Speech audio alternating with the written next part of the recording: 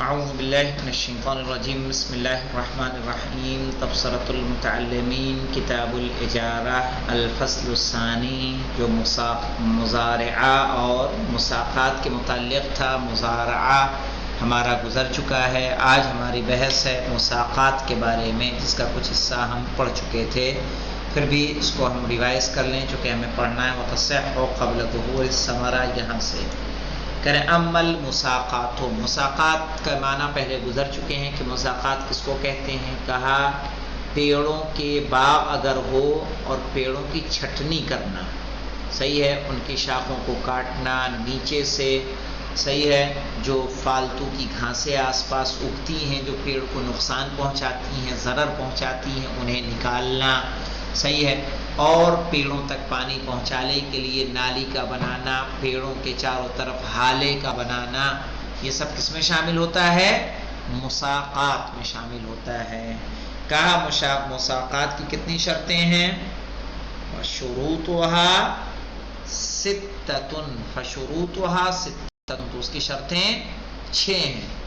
پہلا العقد من اہلہ، کہ آپ صیغہ عقد پڑھیں، من اہلہ، کہ جو اس کے اہل ہوں، یعنی جو لوگ کیا کر سکتے ہوں، عقد کی اہلیت رکھتے ہوں، یعنی یا تو پیڑ کا مالک ہو، عاقل ہو، بالغ ہو، تبھی تو وہ صیغہ عقد جاری کرے گا، یہ اہلیت اس کے اندر ہونی چاہیے۔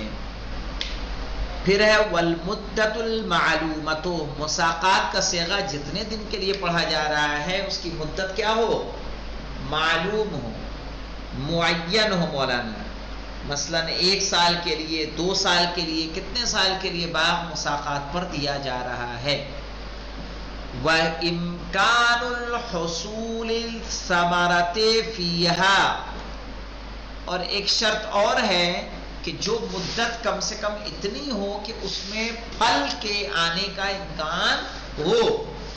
ایسا نہ ہو کہ ہمارے آم کے پیڑ ہیں اور آم کے پیڑ کو میں نے 2 مہینے کے لیے صرف مساقات پہ دیا ہے اور 2 مہینے میں پھل تیار ہو کے نہیں آئے، صحیح ہے، پھل تیار نہیں ہوئے، ہم کیا کریں؟ جائیے شارف صاحب، خدا حافظ۔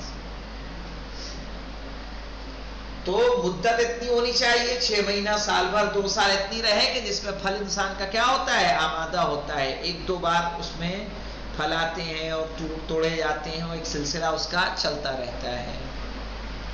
وَتَعْيِينُ الْحِصَّةِ، صحیح ہے، اور حصے کا معین ہونا کہ آپ کو مساقات کے بدلے میں کیا دیا جائے گا وہ پتہ ہونا چاہیے۔ مثلا کتنا پھل دے گا، کتنے کھیت کا کچھ سامان دے گا، تو یہ چیز پتہ ہونی چاہیے، تو اس لیے معین ہو۔ پھر اس کے بعد ہے 5ویں شرط شیاعھا، یعنی کسان کا حصہ معروف ہو۔ کیسے مولانا؟ یعنی مستقل نہ ہو۔ مثلا اگر یہ طے ہو گیا مالک اور کسان کے درمیان کہ مساقات کے بدلے میں وہ 1 ربع جو ہوگا وہ دے گا، اب پتہ چلا ربع سبمے کا دینا ہے، نہ کہ آپ کھیت کا کوئی ایک حصہ جو پست ترین ہو آپ اس کو کہہ دیں کہ یہ ربع اس کا تمہیں ہم دیں گے، صحیح ہے جی، جو ڈال پہ ہے، ڈال یعنی جو نالیاں بناتے ہیں اس پہ جو ہے اس کے سارے تمہارے، کہا اس طرح سے صحیح نہیں ہے، بلکہ مشاع ہونا چاہیے، یعنی کل میں سے اسے ربع دیا جائے۔ وَأَن يَكُونَ عَلَىٰ أَصْلٍ ثَابِتٍ لَهُ ثَمَرَةٌ يُنْتَفَعُ بِهَا، کہہ رہے ہیں اس کی ایک جڑ ہونی چاہیے جو ثابت رہے اور اس میں پھل ہوتا ہو جس سے فائدہ اٹھایا جا سکتا ہو۔ ورنہ اگر آپ کوئی لوکی کے پیڑ پر، کوئی تربوز کے پیڑ پر، کوئی بھنڈی کے پیڑ پر مساقات کے لیے دیں تو اس میں کوئی مساقات کا کوئی خاص کام ہے؟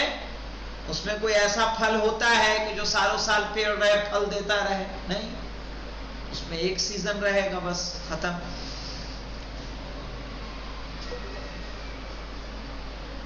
ہاں، پھر کہہ رہے ہیں وَأَن يَكُونَ عَلَىٰ أَصْلٍ ثابت، کہ اس کے اصل کیا ہو؟ ثابت ہو. لَهُ ثَمَرَةٌ يُنْتَفَعُ بِهَا، اس کا پھل ہو جس سے فائدہ اٹھایا جائے.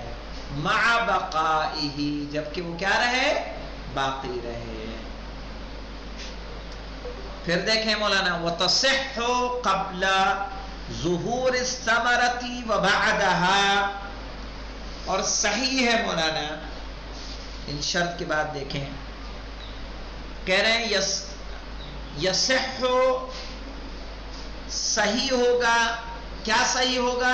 عقد المساقات، لکھ لیں یہاں پہ اشارہ، عقد مساقات.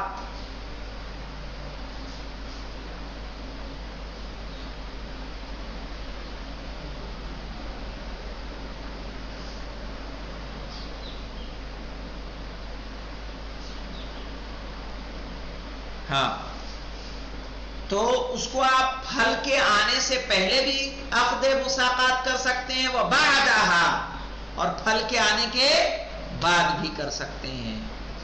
لیکن کب یہ مساقات کا عمل کب ہوگا؟ مع الاستزادتی بالعمل. کیا مطلب ہوتا ہے مولانا مع الاستزادتی بالعمل؟ مثلا کوئی باغ کسی کو دیا جائے پھل کے آنے سے پہلے یا پھل کے آنے کے بعد، اور اس کے عمل کی وجہ سے، اس کی محنت کی وجہ سے پھل میں اضافہ ہو جائے. یہ شرط ہے، استزادہ ہے نہیں، پھل کا زیادہ ہونا. سمجھ رہے ہیں مولانا شارف صاحب؟ مع الاستزادۃ بالعمل، یعنی مساقات تب صحیح ہوگا پھل نکلنے کے بعد کہ جب ہم کیا کریں گے؟ ہمارے عمل کی وجہ سے پھلوں میں کیا ہو جائے؟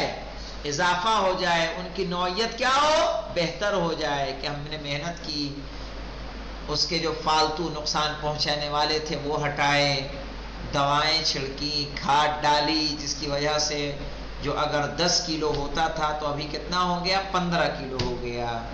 تب جا کے مساقات صحیح ہوگا پھل کے ظاہر ہونے کے بعد. وَإِطْلَاقُ الْأَخْذِ يَقْتَضِي قِيَامُ الْعَامِلِ بِكُلِّ مَا يُسْتَزَادُ بِهِ الثَّمَرَةُ. اطلاق العقد یقتضی، کہ اگر آپ نے عقد کو مطلق قرار دیا ہے مساقات کے، بس آپ نے کہا کہ میں نے تمہیں بستان، یہ باغ جو ہے آپ کو سقایت پر دیا ہے، اور کوئی چیز معین نہیں کی، تو اس بات کا تقاضا کرتی ہے کہ قیام العامل، کہ عامل عمل کو انجام دے. صحیح ہے؟ بِكُلِّ يُسْتَزَادُ بِهِ الثَّمَرَةُ، ہر وہ کام کرے کہ جس سے پھل کیا ہو سکے؟ زیادہ ہو سکے. مثلا ہم نے مساقات پر دیا، کام کو معین نہیں کیا. میں نے اپنا باغ شارف صاحب کو دے دیا، شارف صاحب سے نہیں کہا کہ آپ کو کیا کیا کام انجام دینا ہے، کہا یہ مساقات پر آپ کو دے رہا ہوں. اور مساقات میں تو پھر شارف پہ کیا لازم ہے؟ کہ تمام امور جس سے پھل میں اضافہ ہو سکے سب ان کو انجام دینا، ان کے اوپر کیا ہو جائے گا؟ لازم ہو جائے گا. وعلى المالك بناء الجدران وعمل الناضح والخراج. وعلى المالك، اب خرچہ پانی کس پر جائے گا مولانا؟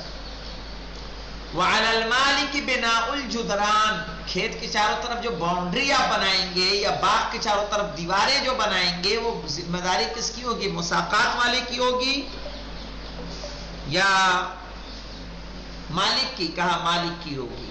وعمل الناضح، نضح کہتے ہیں پانی کا نکالنا. پانی کے نکالنے پہ جو خرچ آئے گا وہ خرچ کون اٹھائے گا؟ مالک اٹھائے گا. والخراج، حکومت کو یا امام کو جو زمین کا خراج جائے گا، جو ٹیکس جائے گا، وہ بھی کس کے اوپر ہوگا؟ مالک کے اوپر. ومع بطلانها، یعنی بطلان المساقات، کہ اگر مساقات باطل ہو جائے، یثبت للعامل اجرت المثل. ٹھیک ہے؟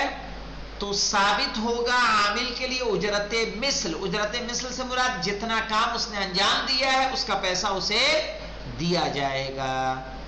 وَالنَّمَاءُ لِرَبِّهِ، اور جو نما ہوگا، جو اس میں پیداوار بڑھے گی، تو کیا ہوگا؟ سارے کے سارے پھل کس کے لیے ہو جائیں گے؟ لِرَبِّهِ، یعنی مالک کے لیے ہو جائیں گے، جو باغ کا مالک ہے اس کا ہو جائے گا.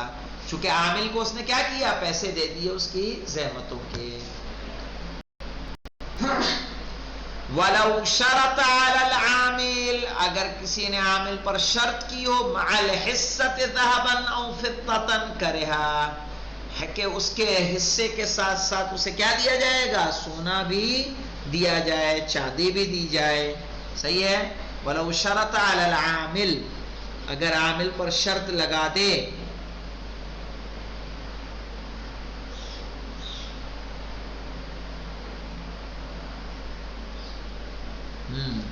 مثلا کوئی کہے کہ میں اس باغ کی آپ کے رکھوالی کر دوں گا، سقائیت کروں گا، اس شرط کے ساتھ کہ آپ حصے کے ساتھ ساتھ ہمیں 20 درہم بھی دیں. صحیح ہے. 20 مثقال چاندی بھی دیں. کہہ رہے ہیں وَلَوْ شَرَطَ عَلَى الْعَامِلِ مَعَ الْحِصَّةِ ذَهَبًا أَوْ فِضَّةً كَرِهَا، تو یہ مکروہ ہے. وَوَجَبَ الْوَفَاءُ مَعَ سَلَامَةِ الثَّمَرَةِ، اور اگر پھل سلامت ہیں تو پھر اپنے وعدے کو وفا کرنا بھی کیا ہے؟ واجب ہو جائے گا. الحمدللہ رب العالمین. اب الفصل الثالث فی الجعالہ انشاءاللہ کل آئے گا.